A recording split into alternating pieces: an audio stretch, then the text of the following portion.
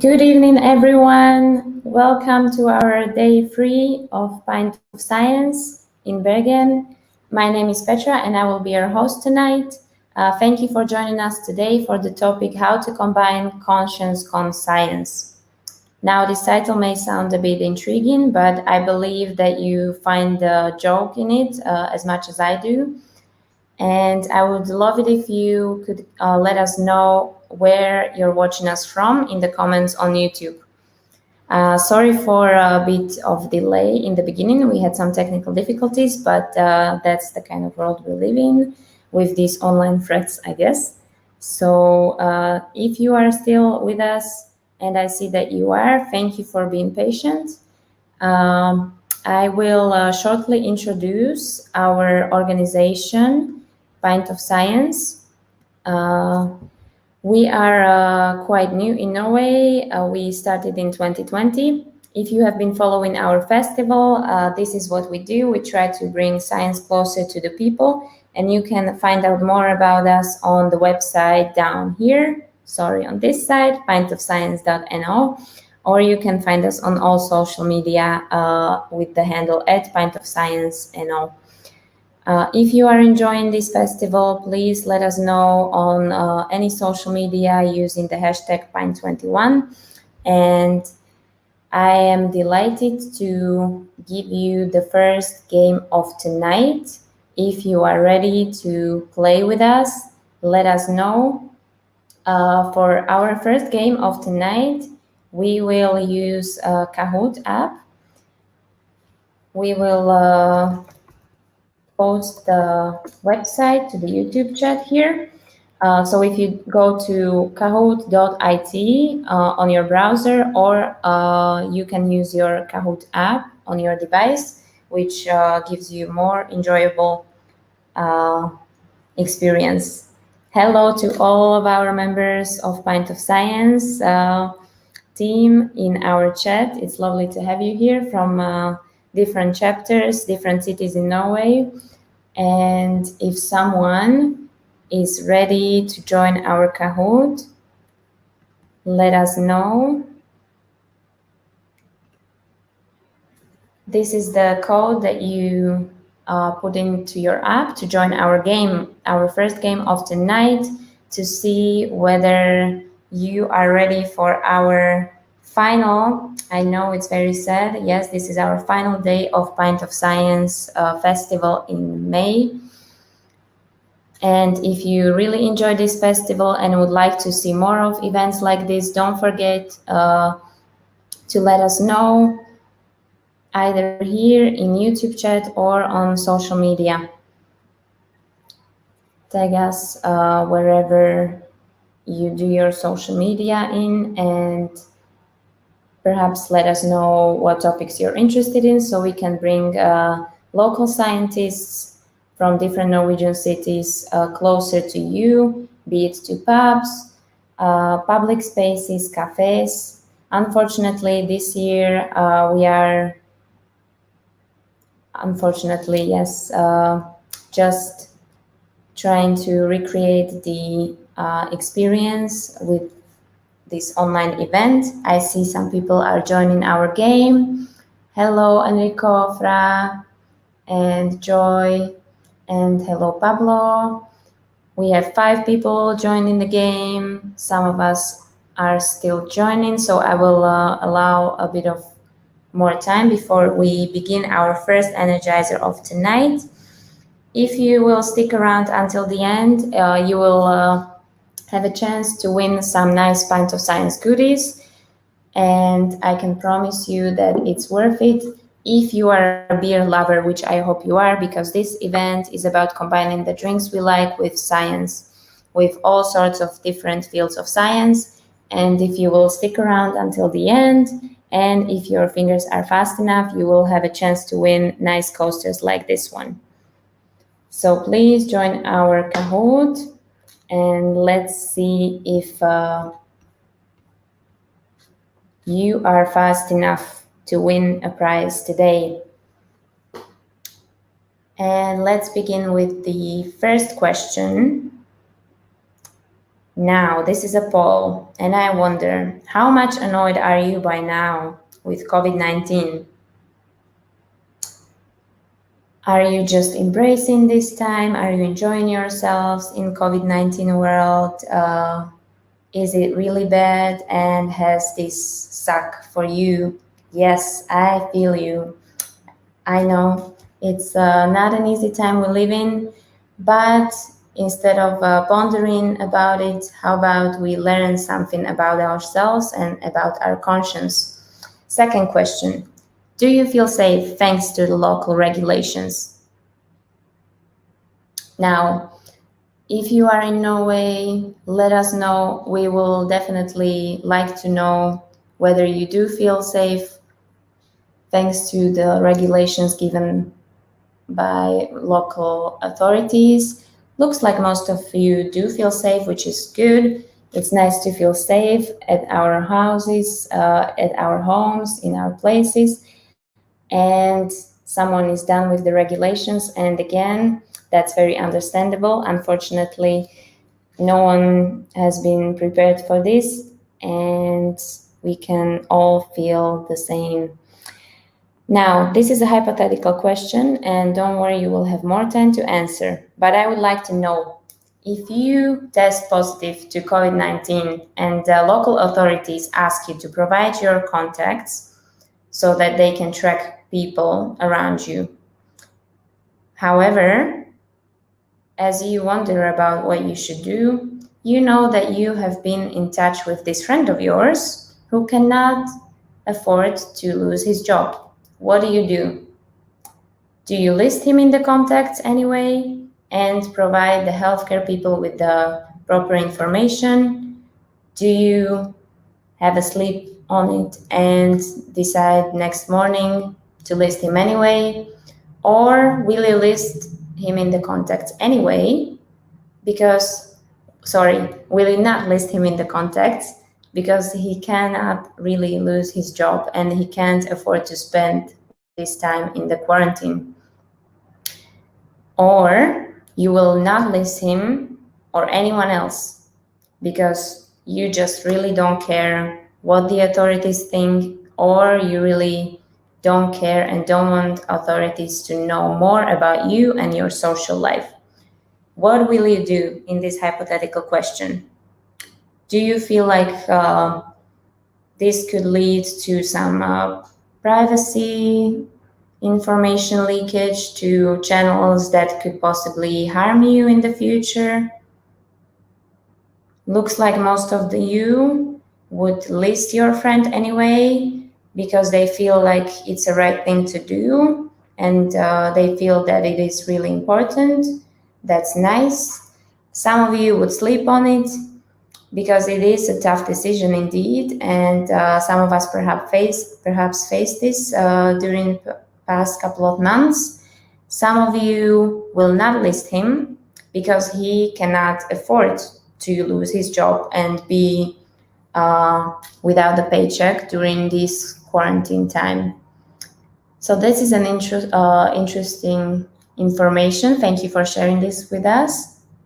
And thank you for participating in our Energizer. If you enjoyed this Energizer, I am happy to let you know that you will learn more about people's opinions on this topic from our speaker, our first speaker of tonight. Let me just bring him in. Hello, Pablo. Hello, can you listen to me now? Yes, we can hear you. Our first speaker is Pablo Soto Mota. He's a PhD student at the Norwegian School of Economics here in Bergen, and he studies behavioral economics. So I will let him tell us more about that. And Pablo, take it away. Yeah, well, thank you very much for the introduction, and also thank you very much for the Energizer. I think it was super interesting. And also, I mean, your answers are exactly the reason of why I feel safe given the regulations in Norway. And in the end, around 70% of you, 77% of you agreed on reporting the person. I think that's a very good thing. So to keep all of us safe. So I don't know if now I can present my screen, Petra. Perfect. Yeah. So what I'm going to talk about now is not about Norway, but it is about the place where I lived, is Mexico City. And I'm going to talk about how COVID has been there and some studies that we have done there. And of course, this is not only my work, even though I'm speaking now here. This is the work of many, all of them. It is a very multidisciplinary team. Nuria is an anthropologist, Enrique is a lawyer, Manuel and Lydia are psychologists, Josafat's a philosopher, Adrian is a specialist in public policy, and I'm an economist. So we are a very, very interdisciplinary team, and we were very worried about how COVID-19 was being lived in Mexico City. So we tried to investigate a little bit about it. So I want to start simply by saying, like, okay, Mexico and Norway have certain similarities. For example, Mexico and Norway have been blessed by having a beautiful nature. Also, Mexico and Norway have been blessed by being countries rich in oil. And of course, the national dish in both countries is tacos, as everybody here knows. However, Mexico and Norway have also some dissimilarities. Maybe the first of them is how COVID has impacted these countries. Mexico, this is a map of excess deaths in the last year, and this is like unexpected deaths, deaths that should have not happened if the year would have been a normal year. So as you can see here, for example, Mexico is one of the countries with more excess deaths, most likely because of COVID-19, while you need to make an effort to see Norway here, because the excess deaths in Norway are basically zero. This means that in Norway, it was like a normal year in terms of people who die. And that's a big success, right? Maybe it is because most of you would have reported a friend and therefore would have, with that you would have helped the effort of keeping this number so low. So that's a big difference. And the other big difference is the corruption. As many of you might know, Mexico is among of the countries with worst performance in corruption, not only in the region, but also in the world.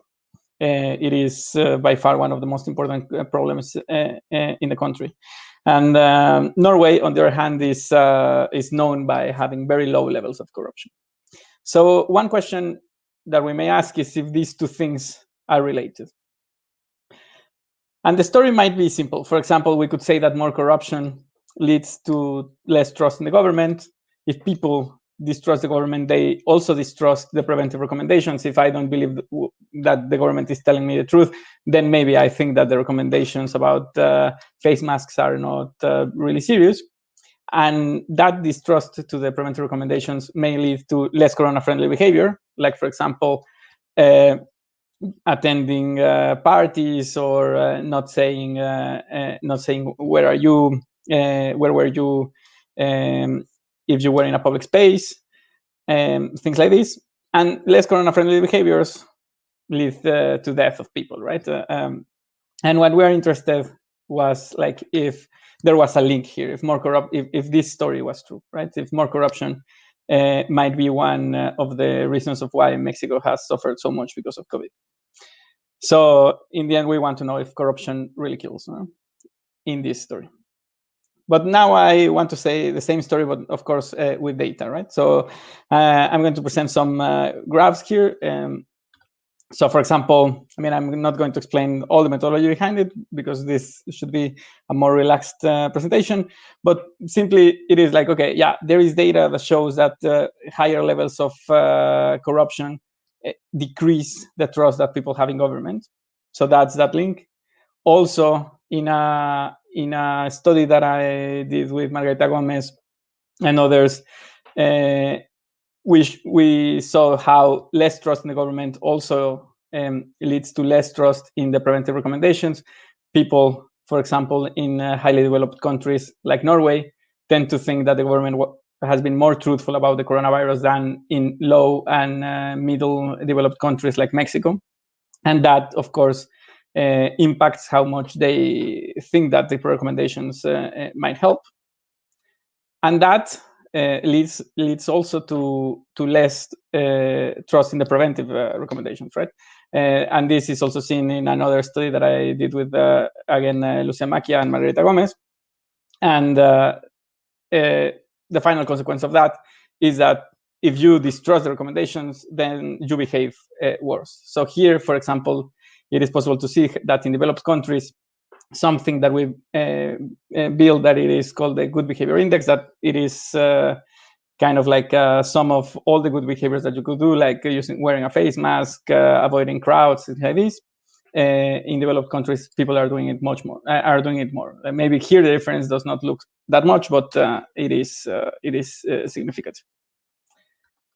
And this is kind of the whole story with data, right? So, but and in the end, we think that this could lead to an explanation of why Mexico has so many deaths.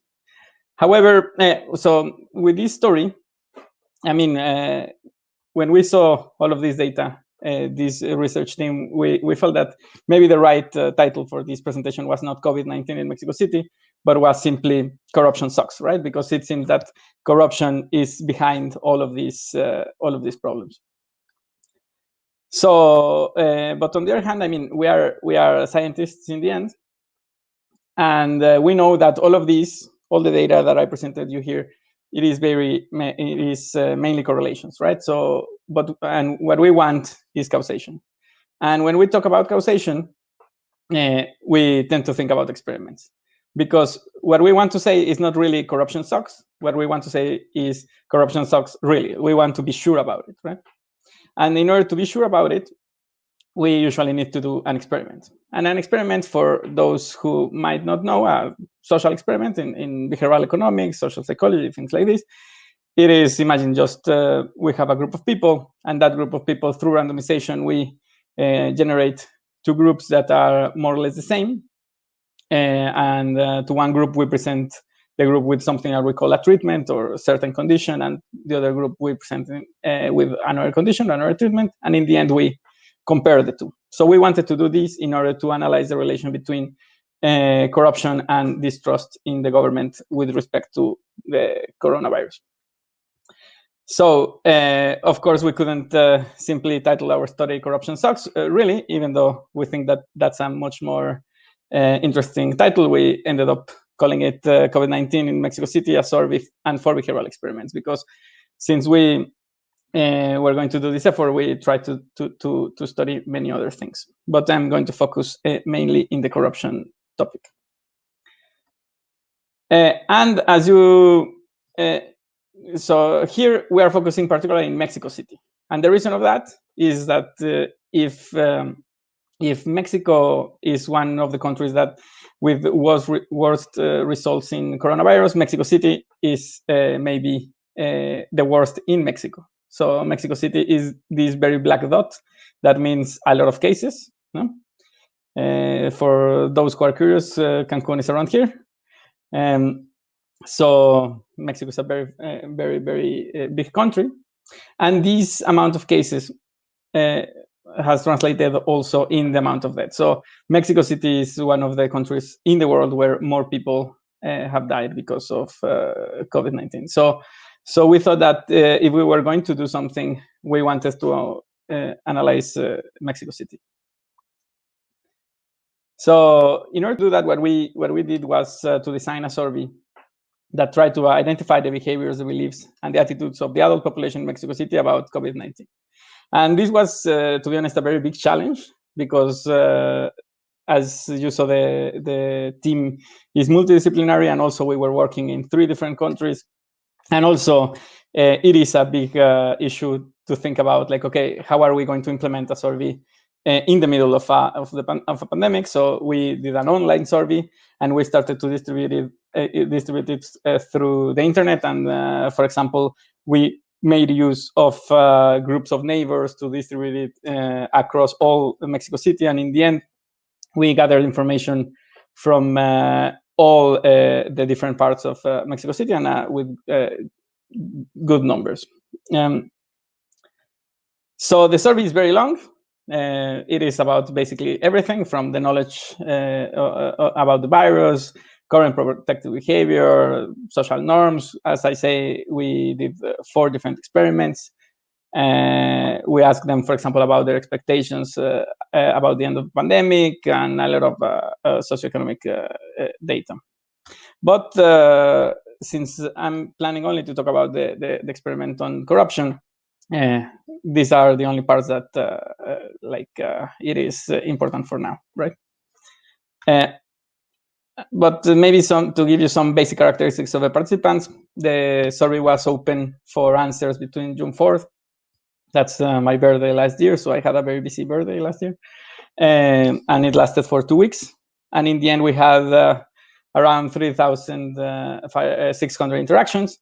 But since it was an online survey, we had to do a very heavy exercise in cleaning the data to have only the data that really came from Mexico City, and to only observe people who had really read all the questions and things like this. That was another big challenge in all of this. And in the end, we had around 2,700 valid responses. So maybe if you are curious about, okay, who are the people who are behaving the best in Mexico City, we observed that being older, female, employed, and having a higher income.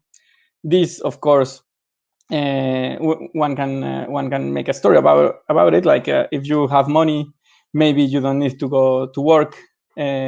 Females in general, it's known that they are more pro-social. If you are older, then you are more worried about the coronavirus. So they are the ones who are taking much more care about the coronavirus, right? But the problem is the rest. The problem is, okay, what happens if you are a young male who needs to work every day? And that's the reality of many, many Mexicans, right? But as I say in this presentation, I want to share with you about the experiment, right? That it is about this relationship between corruption and distrust to the government. So what we did was that to a group of these participants, we showed them this message that said something like that corruption in Mexico decreased in the last year. And this is something true, according to the Corruption Perception Index. In 2020, corruption decreased. So they were kind of in a mood of saying, okay, things are getting better in Mexico. And to the other group, we showed them a message that said that corruption is worse than 5 years ago. And that's also true. If you see the last 5 years of the Corruption Perceptions Index, the results of Mexico are worse and worse. So we did this to try to put some of the participants in the mode of thinking about high corruption, and the other participants in the mode of thinking about less corruption. And we wanted to know if that has an impact in their following answers about trust or distrust to the government with respect to the pandemic. Okay. And as I say, the point of doing an experiment like this is that the two groups of the participants are more or less the same in observable characteristics, right? In things that we can see. So I presented in the beginning this correlation, right? That more corruption leads to less trust in the government, and that we observe it now after experiment with causation, right? Like now is red. So we observe that in the less corruption treatment, 46% of the participants said that the government is being honest, while in the more corruption treatment, they say that only 37%, right? Of course, this is super sad if you think about it, because that means that more than 60% are distrusting the government just because, right? So that is by itself a big problem. This other relation that I presented, that it is kind of the next step, that it is more corruption leads to less trust in the preventive recommendations. We also see that that's true. If you distrust the preventive recommendations, might be because you think that COVID-19 is not as dangerous. And we observed that in the experiment. People who were treated with a more corruption message people who were thinking more about Mexico as a highly corrupt country end up accepting much more the statement COVID-19 is not as dangerous as the government says. And if you think that it is not as dangerous, maybe you will not wear a face mask and things like this. And all of this, of course, is worrying because we know the next steps. Less trust in preventive recommendations will make that people will behave in a less corona-friendly way, and that will end up, sadly, to more contagions and in more deaths that should have not happened. So the conclusion is like a very sad one. So yeah, corruption sucks, and now we know it's for real, right? So thank you very much. And I don't know if there are some questions or anything. I will be more than happy to answer. Thank you so much, Pablo. Please join me in giving a virtual applause to our first speaker of tonight. This was very insightful and a bit sad at the same time, of course. Yeah, that is, I guess, the general tone of what we hear these days. But do you know if there are any similar surveys from different countries, perhaps? So not only looking at Mexico and its corruption, but worldwide? Yeah, there are. I mean, actually, the survey that we started to do this study because we saw other surveys that were distributed during those days, and the thing that motivated us the most was to see that the data that they were getting from Mexico was data only from a very special kind of people, where they were getting data only from young, rich adults, right? So we thought that, okay, this should not be the case. So we wanted to have a much closer look and to try to make a big effort to gather data from all kinds of people. And that's a completely another story on how we did that. But in the end, we managed to have data from different kinds of people and basically all Mexico City. But yes, there are other similar studies, and they have found, in any case, very similar things, that a very key component on the responsible population is trust. And trust is something that Norway is rich in, and other countries are sadly not. I think you mentioned that your research is also focused exactly on this very component of trust that people have, be it towards each other or towards the government. So do you have any insights on that in Norwegian society then, compared to perhaps other countries that you surveyed before? Yeah. The thing, I mean, one of the things that we know about trust is that trust is much easier to build in societies that are more homogeneous, of course, because you tend to have like a natural bias to like people who are like you. So it is a problem in countries that are very big, like, for example, Mexico, or I think now, for example, India, or similars, where they are super diverse countries. So they're building social trust is harder. Norway now has a big challenge, and the big challenge is that Norway is becoming more and more international, right? So now in Norway, we live people from all over the world, and I think that is going to be a very interesting challenge for the Norwegian society, to how to maintain those fantastic levels of trust to the next generation. Certainly, and I think that multilingualism is also a crucial part of that. Yeah, be it understanding the culture or the language to increase the trust for each other. And I was wondering, when you say homogeneous population, is this any different to Mexico's population? Yeah, I mean, the things that Mexico is like super big and super diverse, even linguistically, you know. I think that in Norway, people like to talk a lot about the different dialects that Norwegian has, and it's super interesting because one can see how different dialects focus in different things. In Mexico happens something similar in music, in clothing, in ways of being, and the values of someone living in the northern part of Mexico are very different than the values of someone who lives in the south. And that is something great. That's something that we should celebrate, because that makes Mexico and many other countries very interesting countries. However, that also presents this challenge of cooperation, because then localisms arise, right? So I think it is not impossible, but it is an additional challenge that countries like Mexico need to face. Wow, that is very true. I guess localisms are a thing to worry about, but perhaps not as much in a smaller country as Norway.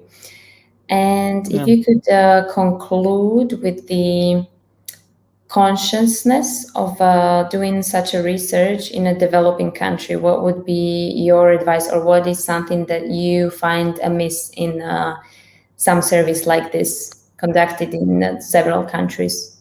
Yeah, the main challenge here was exactly that it is not doing a survey in a developing country, but it is also doing a survey in a very special moment, right? It is like a crisis.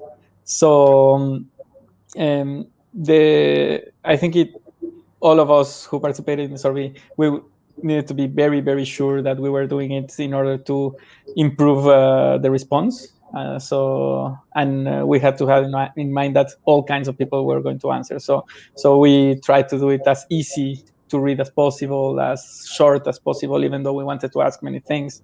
But I think that it is very important that the research that is being done in developed countries like Norway, in Europe in general, not to look only at what happens in the developed world. I think that it is super important also to give much more value about studies that are done in the developing world. And I mean, I hope that with time that will be more, a reality. Emphasizing unheard voices, or voices that tend to be not heard, is very important, also in science, as much as in personal life, I guess. And if you wanted to do a similar survey here locally, because I imagine that it must have been quite difficult to sort of go around the data privacy again, share issues with the citizens of a different country and analyzing them here. So how do you go around these topics? Norway has a very, very strict, and I think that it is convenient regulation about it. So one needs to, before one plans to do one of these experiments, one needs to tell NSD, please don't ask what that stands for, because it's in Norwegian, but it is kind of the authority that is responsible of the personal data.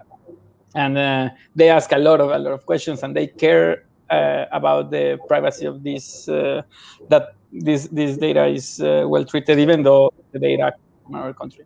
So it is a long process. I must be honest. One needs to do it with a lot of time, but if one also makes a good effort of explaining why is it a little bit urgent, they are going to do their best to do it quicker. But so yeah, that was definitely a challenge, and I think that, but it is again possible.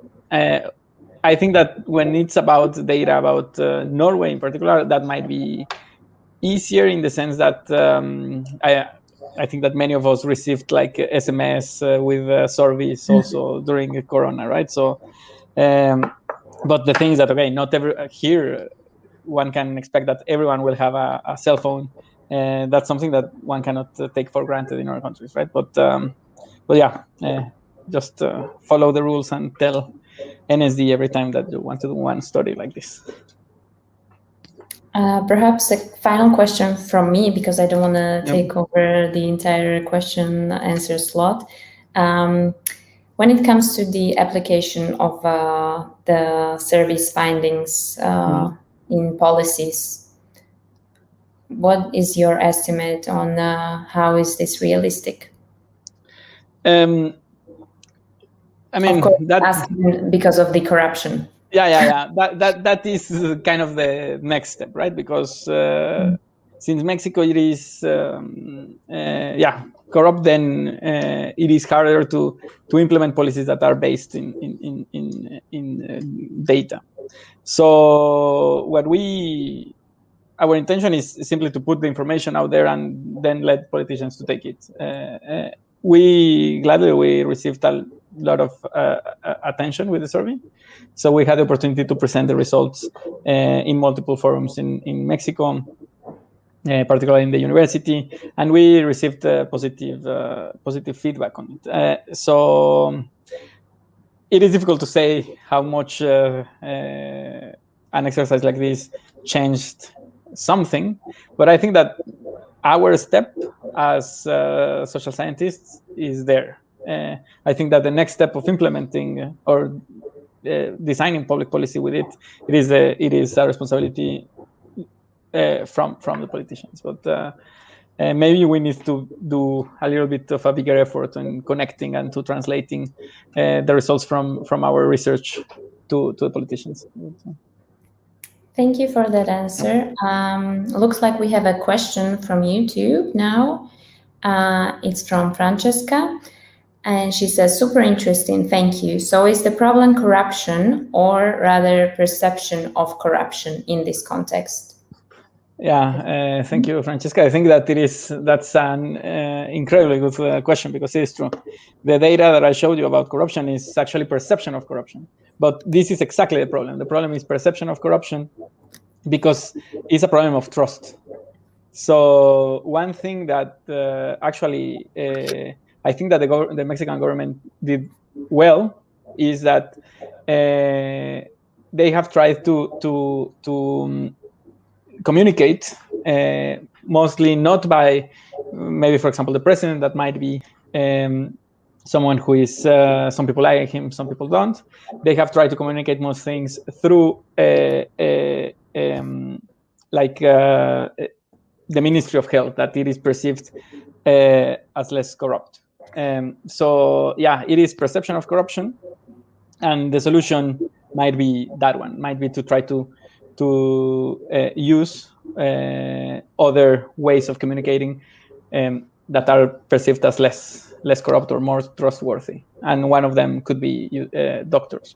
One of the experiments that we did also in our survey, it is exactly about that. It's about who would be more credible. And one of the results that we got there was that doctors were more trustworthy.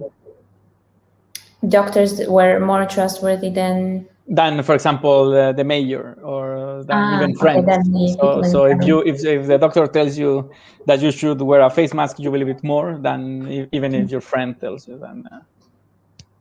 That's very interesting. Thank you, Francesca, for asking this wonderful question, and thanks, Pablo, for again answering our questions and giving us insight into this survey. And unfortunately, we have to move on now, but we will be back for the final questions and answers session after the second talk of today. So join me again for closing. Thank you, Pablo.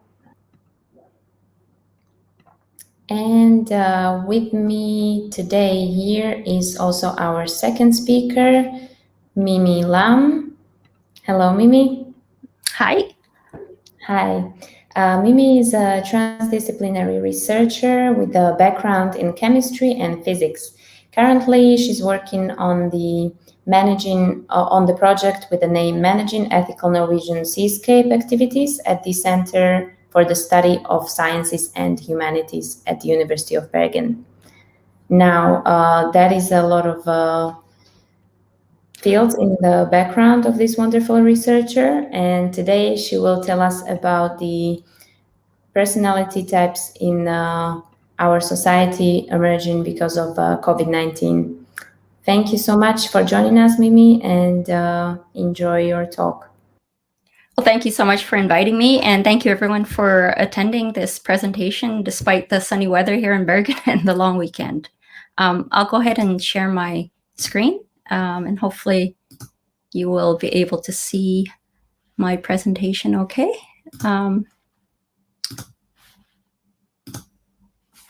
Oops.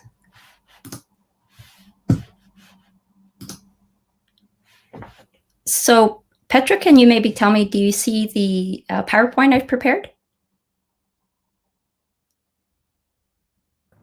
Yes, we can see your slides. Okay, you can go on.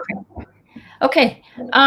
So as Petra mentioned, my background is in chemistry and physics. My current research is in sort of seafood ethics and management of marine resources.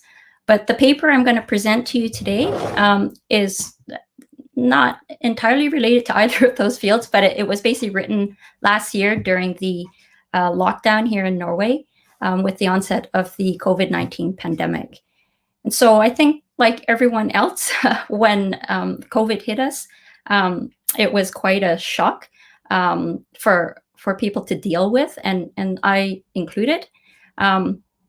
So my way of dealing with the situation, the uncertainty, the fear, and all the change that was going on around me was to try to channel my energies into doing some research around what I was observing in the news and around me. And that was basically my coping mechanism. So I wanted to present this research to you today, which was published in a paper earlier this year. And I wanted to use it as an opportunity to ask and invite you to reflect on your own experiences and responses to the COVID pandemic. So I've titled this talk, What COVID-19 Personality Type Are You? And I want to do an interactive survey through this talk and not myself talk so much, because I really want to generate a conversation if we can. So to start with, the question is, did you know that people develop different COVID-19 personalities? And if you reflect on your own reaction and those of others to the pandemic, maybe you might see some of either yourself or your friends and family members in some of these 16 COVID-19 personality types that I identified last year. And so, as I mentioned, this presentation is based on a publication. It is called United by the Global COVID-19 Pandemic, Divided by Our Values and Viral Identities. And so I put the link down below in case any of you are interested in actually reading the paper. It's not very long. And so I encourage you to do that, because it was written, even though it's a scientific publication, it was written more for a general audience as well as scholars. So that's the background for this work. And as an overview of what I presented there, as I mentioned, this work was somewhat spontaneously written in response to the COVID pandemic. And what I observed is that people were responding to the pandemic differently. And in the news, one could see, a number of different reactions, like, there was a lot of publicity around the youth that were going on spring break, ignoring the rules.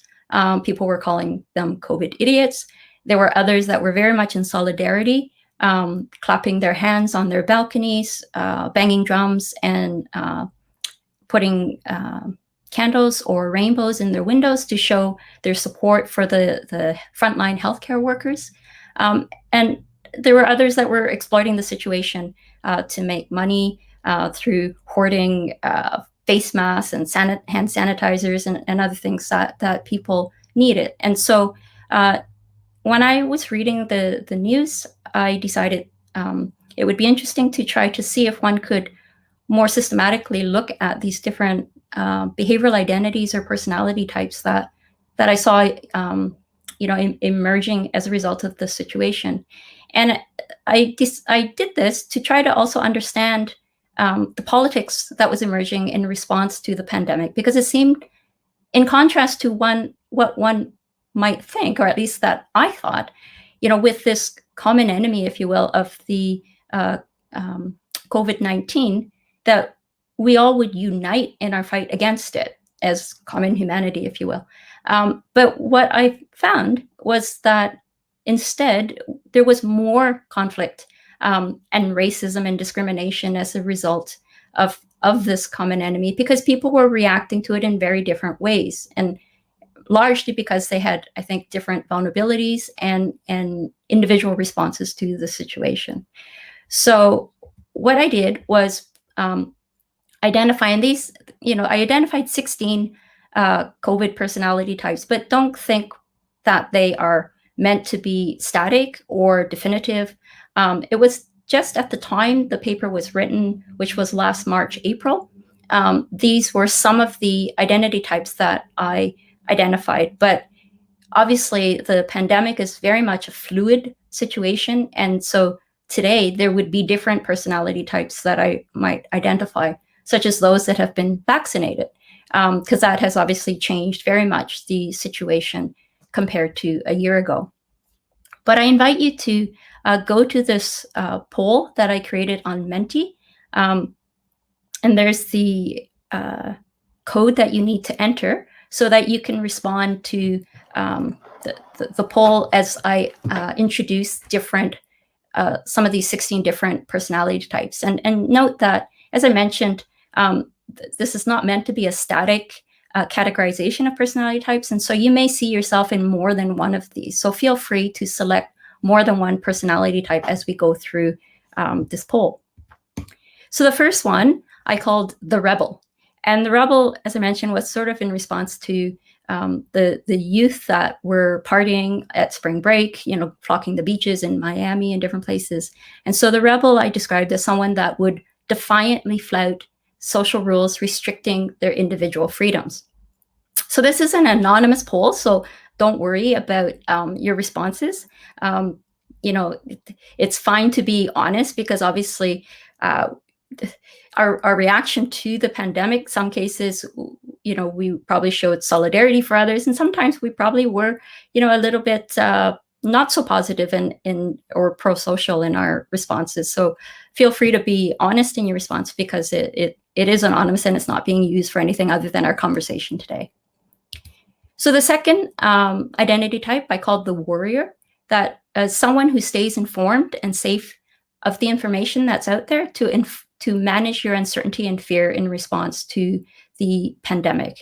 And I would say I was very much the warrior initially, as I think many of us were. The next is the invincible, where you believe yourself to be immune and not really worried about being infected. But I think in the early stages of the pandemic, this was very much the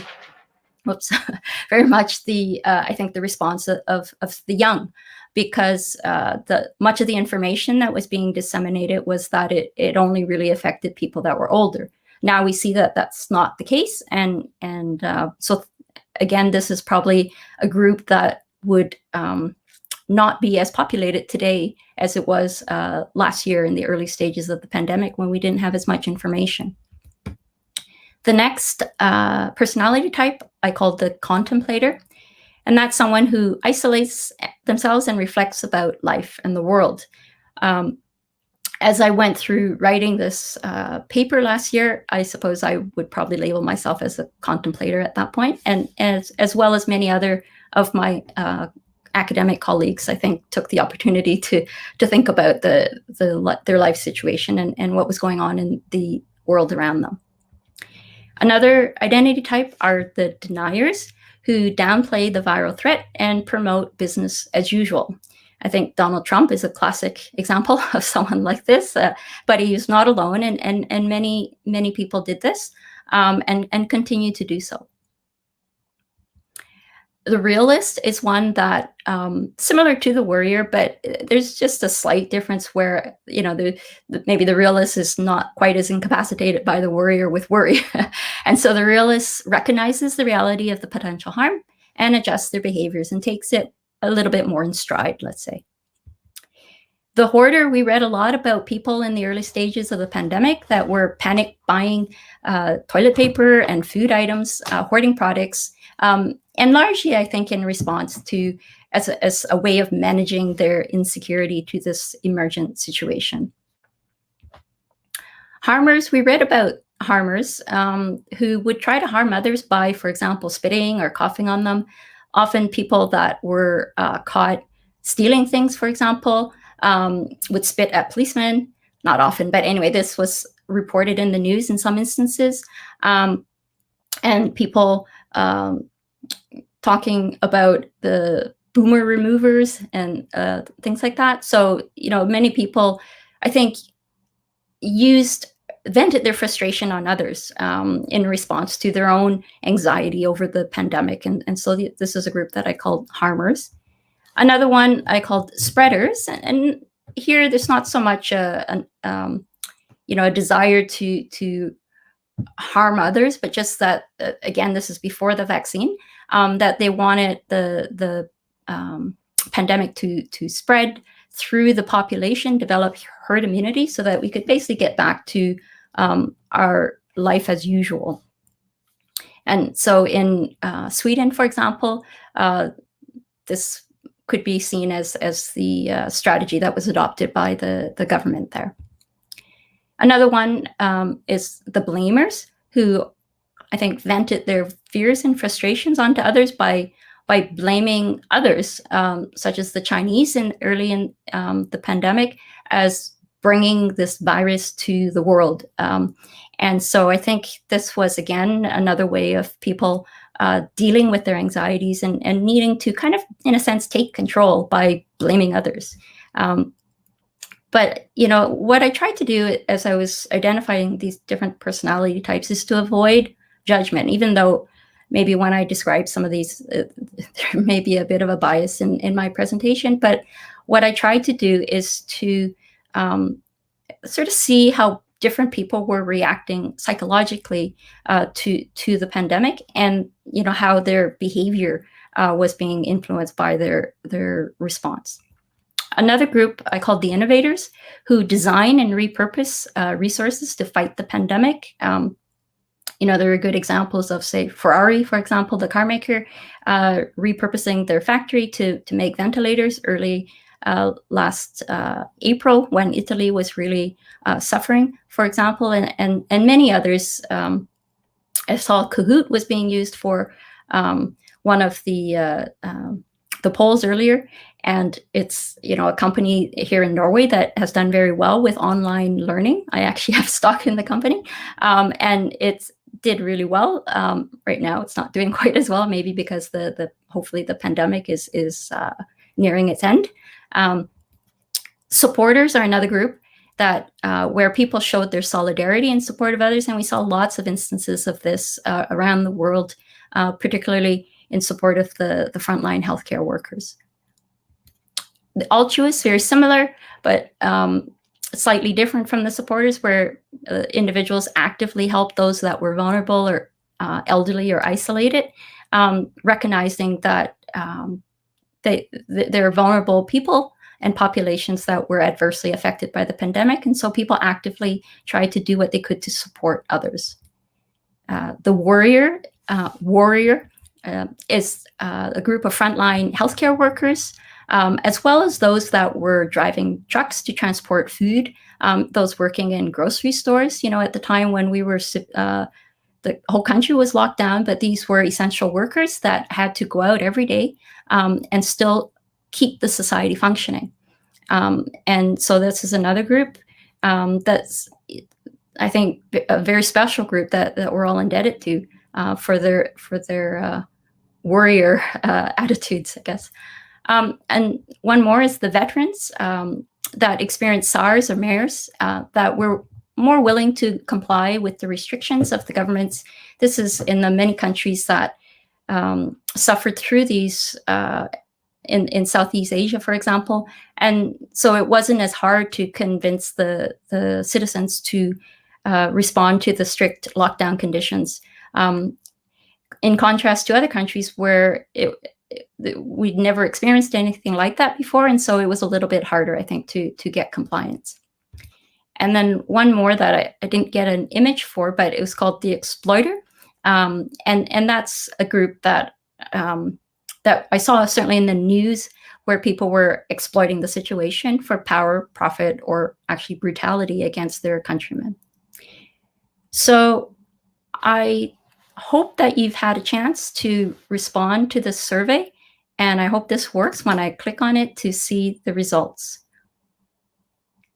I don't see any response, so I don't know if I'm doing something. Sorry, it seems like there was some technical problem because people couldn't access your Mentimeter, and I'm currently trying to troubleshoot it. Oh, So okay. Oh, that's a shame. maybe we'll have a chance to give them the right code, because it would be a shame if they didn't get this chance to complete your tiny survey and find out more about themselves based on what you just told us. Thank you so much for giving us this presentation. Well, maybe I can just finish the talk first. It's just a couple of wrap-up slides, and then we can have a conversation instead if people didn't get a chance to do the survey. Go ahead. So the idea was, through the identification of these different personality types, is to get people to reflect on their own responses and that of others, and to recognize that everybody is reacting to the situation differently. And so what I proposed in the paper is that the government consider a more ethical policy agenda that recognizes the diversity of individuals within their populations, and to give citizens an opportunity to contribute to the policy setting, and through a process of deliberation that allows people to talk about their different values and to consider the trade-offs involved in setting policies across considerations of, health, economy, and civil liberty. And through this process of deliberation, I believe that people will be more likely to buy into the policies, and trust, as was identified by Pablo as being very important, to comply to the policies that are set by the government. And so as the take-home message, the idea that, or recognition that the COVID-19 pandemic shows us how much we are vulnerable to others, that we are not immune to the behavior of others, that we're all connected, and that if we want to unite in our fight against the pandemic, then we must recognize the basic dignity of all and value the human diversity that's currently dividing us. So through establishing a more ethical COVID-19 policy agenda that recognizes our fundamental differences, as well as our commonalities, that might foster greater societal resilience. And through this process, just a sec. Okay, let's see if we can get rid of that. No. Okay. Well, sorry about that. So yeah, anyway, so that if we do that, then we can pave the way for other global commons challenges that humanity needs to deal with. Yeah, so I guess that's the end of my presentation, because I've got this window that I can't seem to get rid of. So I'm going to stop sharing. Unfortunately, I wasn't my last slide was my acknowledgements, but I just want to single out a colleague of mine at the University of Bergen who created many of these graphics, and that is Siri Helena Halverson. So I just wanted to give a call out to her. Thank you very much.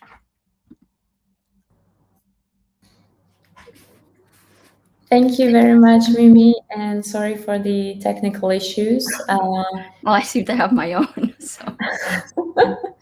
I guess, yes, our personalities do go through sudden and very drastic changes, not only in COVID times.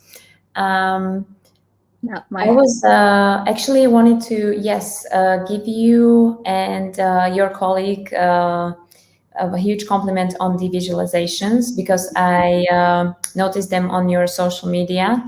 And they, are these the ones with the watercolor images, kind of? Yeah. Yeah. Can I just ask you, what do you see? Because I can't seem to get out of my screen right now. So are you? Yes, we are in the stream together.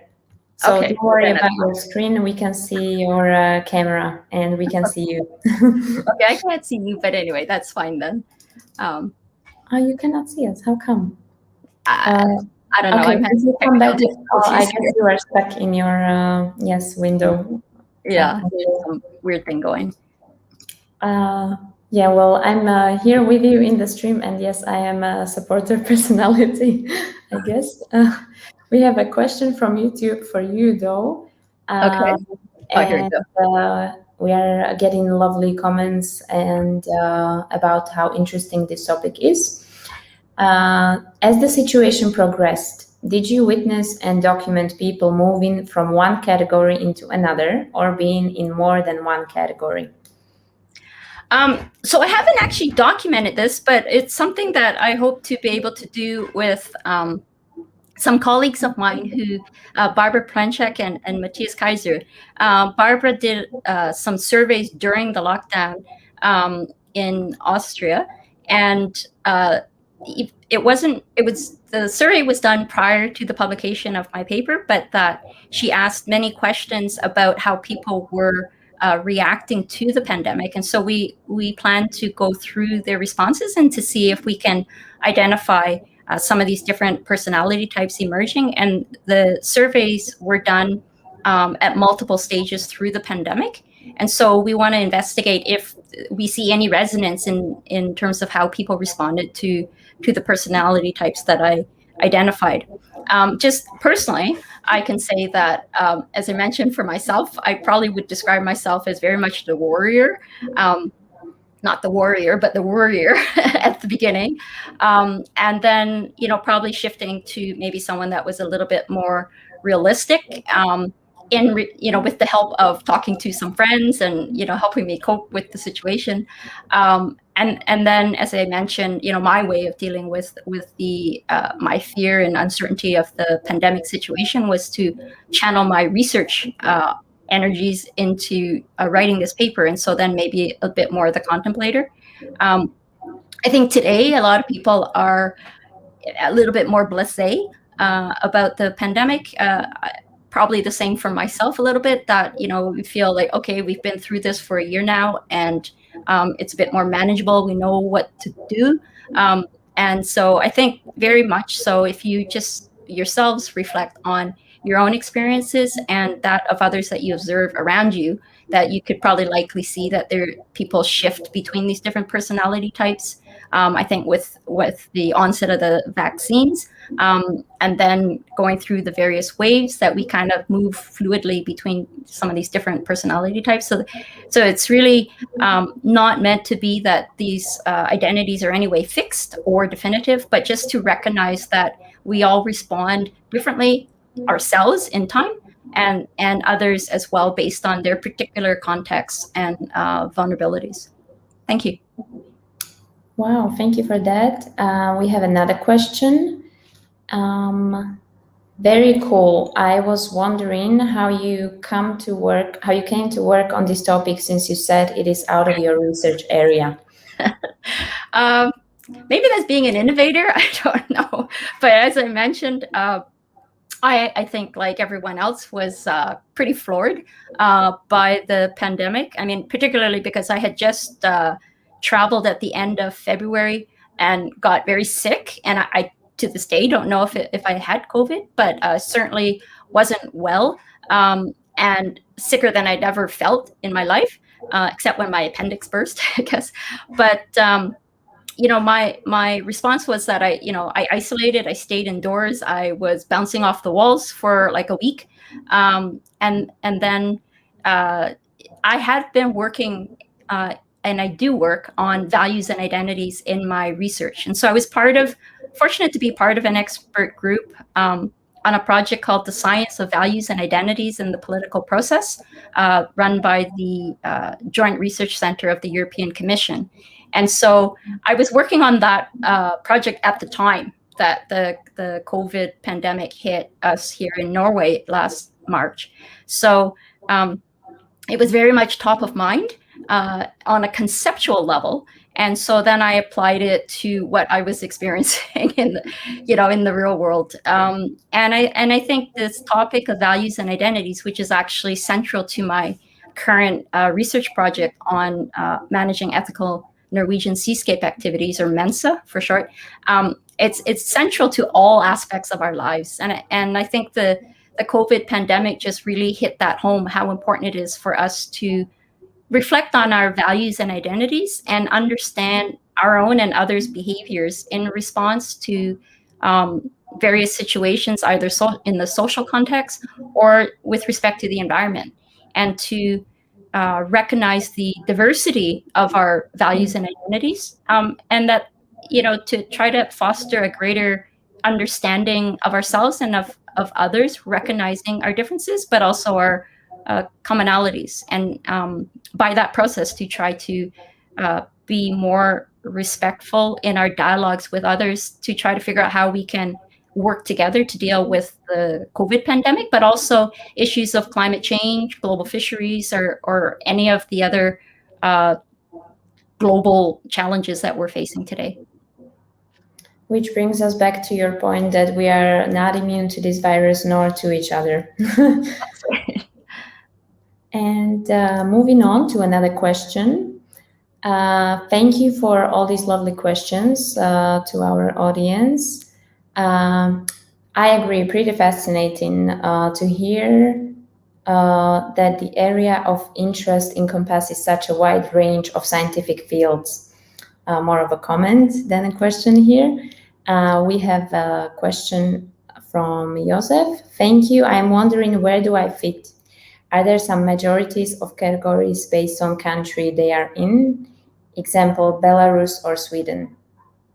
Mm-hmm. So could you perhaps remind our new viewers where this survey was taken, by which people, or if you had any particular nationalities in mind, since we have this example here?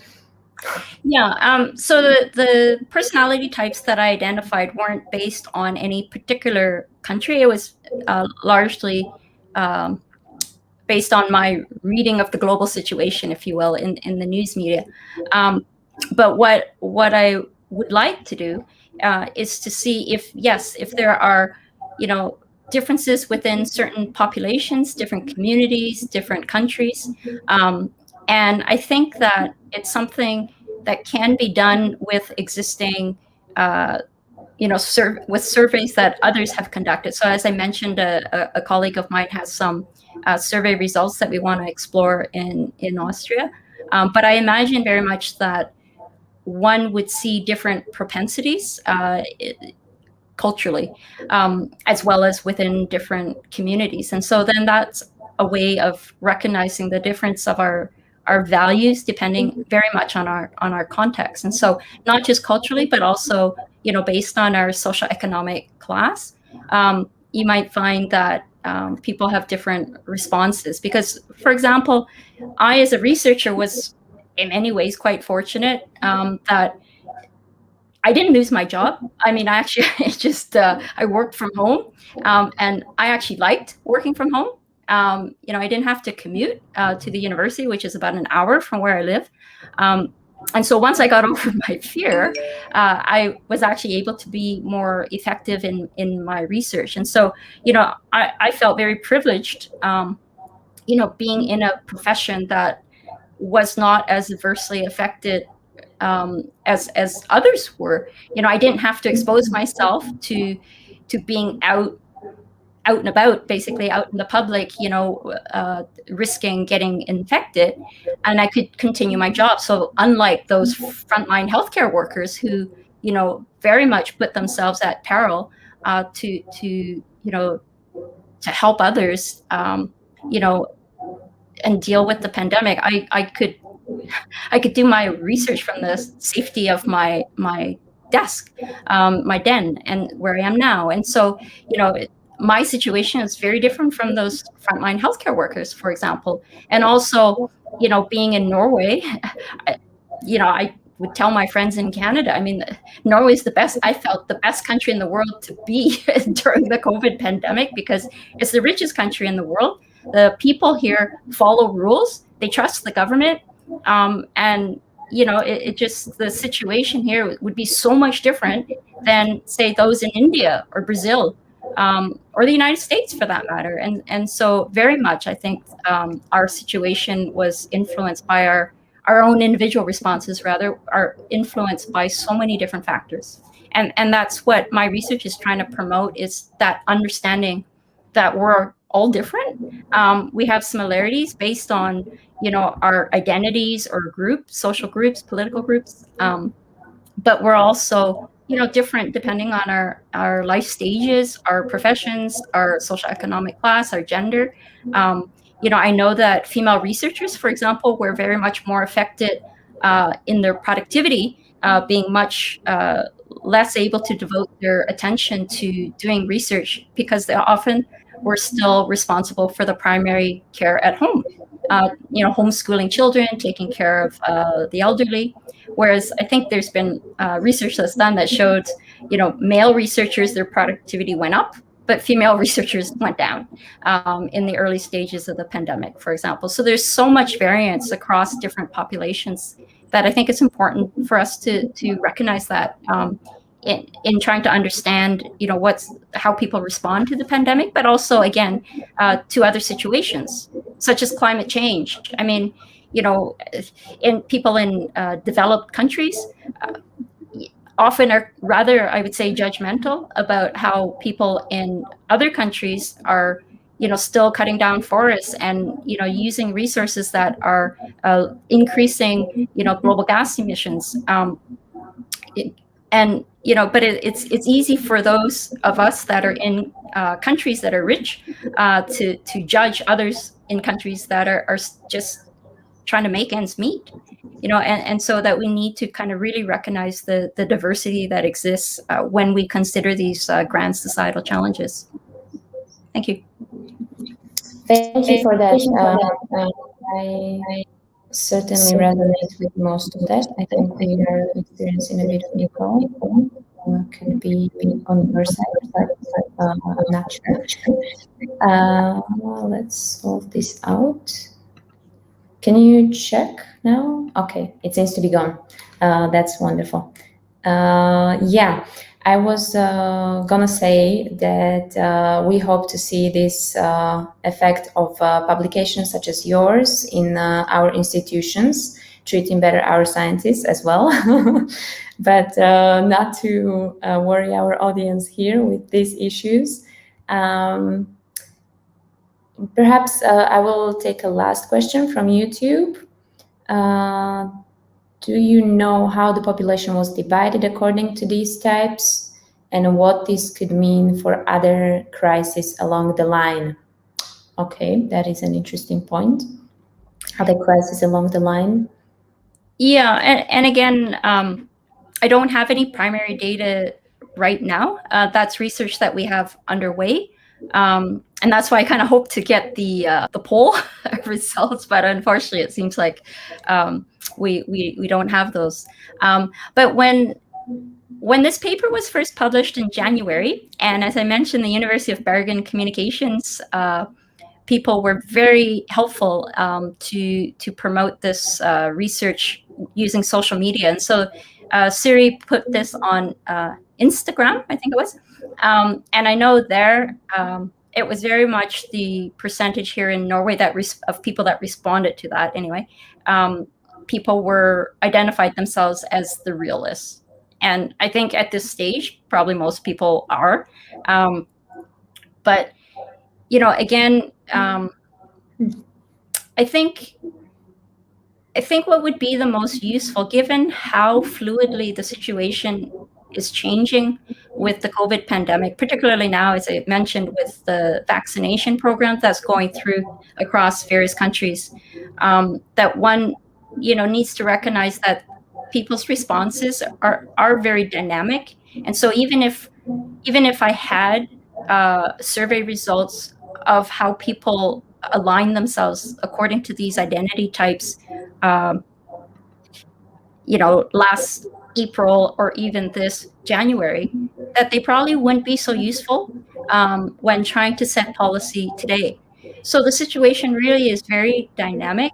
And so that's not to say that these identity types aren't useful, but maybe more as a springboard for conversation that's like based on respectful dialogue and mutual respect of others, and to have a deliberative process in the moment, I guess, when one is trying to decide what are the appropriate policies to set today. You know, yes, we want our policies to be based on scientific research, but in addition, I think it's important when trying to set responsive policies that we recognize the inherent dynamics of people's responses to something as emergent as the pandemic.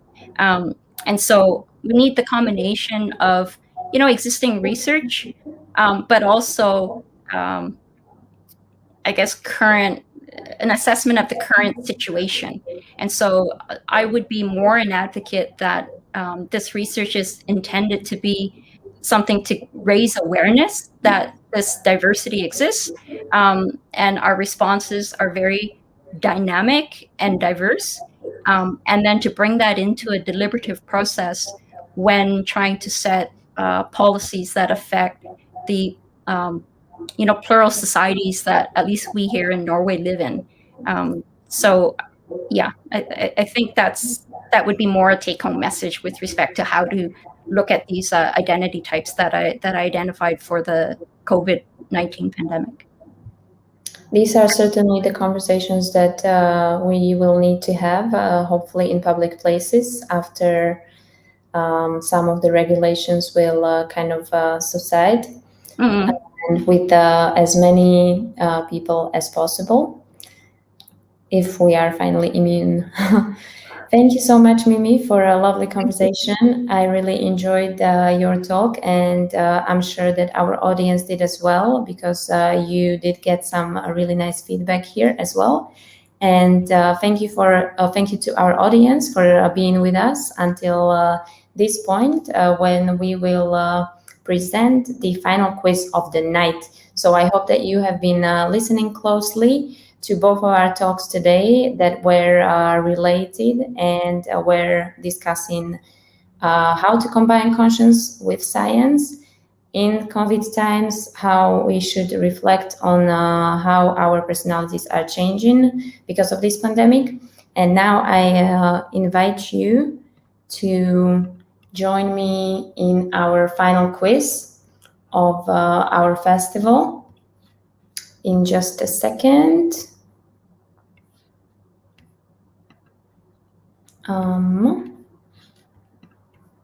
It seems like our game is a bit of a miss here. No. And here we go. Let me just bring it so that you can see it as well.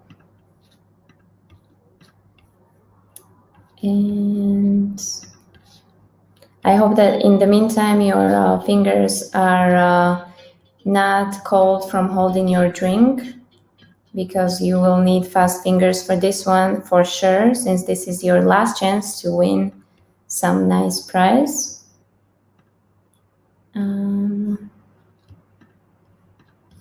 And there you go, folks.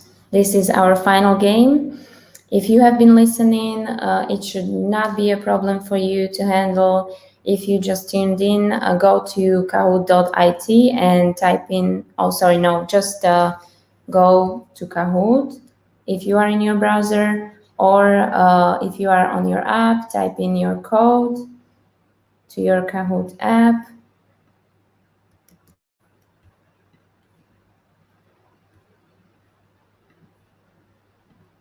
Some of our viewers have joined, some hasn't. So please, we just posted the link to the YouTube chat as well.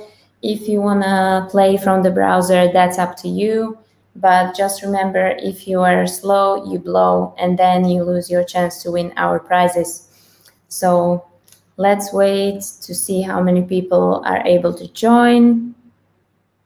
And we have several players attending our final quiz of the night.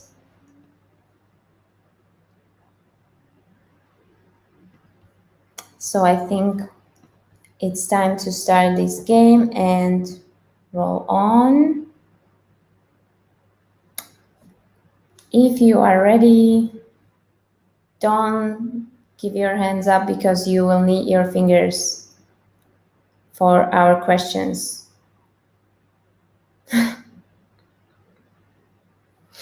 Okay, there is a typo in this question. And I hope that you are not ready for what the question is saying, because you should not finish your drink before you finish our game and join our winners from previous days to win a coaster, so that you can put your glass on it and go to perform this activity. Next question. Looks like all of us are ready. Next question. Enrico was the fastest one. Congrats. What are the 3 things that Mexico and Norway share? If you have been listening closely, this was mentioned in our first talk of the night, comparing progression of COVID pandemic in Mexico to the one in Norway. And you should be able to answer this question. Is it the nature, oil, and tacos? I don't know. Is it love for winter sports, language, longest lockdown perhaps? Is it the corruption, few cases of COVID-19 and good weather? Or do we share mathematical models together? Who knows? If you know, make sure to be the fastest one. You have 9 seconds left. Is it the nature, oil, tacos, corruption, models, or have we been in lockdown for the same amount of time? And looks like most of you do know about the tacos. For our viewers from abroad, this is a very popular Norwegian national meal, tacos, to have on a Friday night. And looks like most of you, hopefully locals, got that right. So let's move on to our next question. Enrico is still leading the board. Next question is true or false question. The income of respondents from the survey had no effect on their COVID-19 awareness. So Pablo mentioned that there were a few variables playing into how people were or weren't aware of COVID-19 development in the country. And there was a lot spoken about the corruption as well. But we are asking whether the income of the respondents played into their awareness. Looks like most of you were listening and could answer this question correctly. Enrico still the fastest, with Fra just following, Titi almost there. Looks like we will resolve this with the several questions. People who help the vulnerable, elderly, and isolated are realists, COVID-19 personality type. They are invincibles, blamers, or altruists. And most of you got that right. People who help others, vulnerable, elderly, or isolated, were reported to be altruists. That makes sense. Enrico still the first one. People who panic buy and hoard products to secure to quell their insecurity are rebels, warriors, hoarders, or harmers? Now, I think we've all spotted these ones in our supermarkets at the very beginning last year. And if you do remember the term, label it. Yes, people who panic buy are hoarders. And with that, we still have Enrico on the first spot. Let's see what happens with our next question. Most of the surveyed Norwegian students were multilingual, and this is a question from yesterday, so this is a bonus question. If you were listening yesterday, you could answer this question. So please let us know if we have some viewers who have been listening in throughout our festival. Looks like it's very tight. So yesterday we talked about multilingualism. Some of you attended clearly because you could answer this question. And with that, I conclude the final quiz of Pint of Science Festival in Bergen with telling you that the winner is Enrico with a very large amount of points. Congratulations, Enrico. Please let us know in our social media or email us later on with your details so that we can send you a prize for winning this quiz. Last thing that I want to mention to you guys is that we are very grateful to you for tuning in tonight, and we are also very grateful to our speakers of the night. And I would like to show you a video that we prepared for you and that we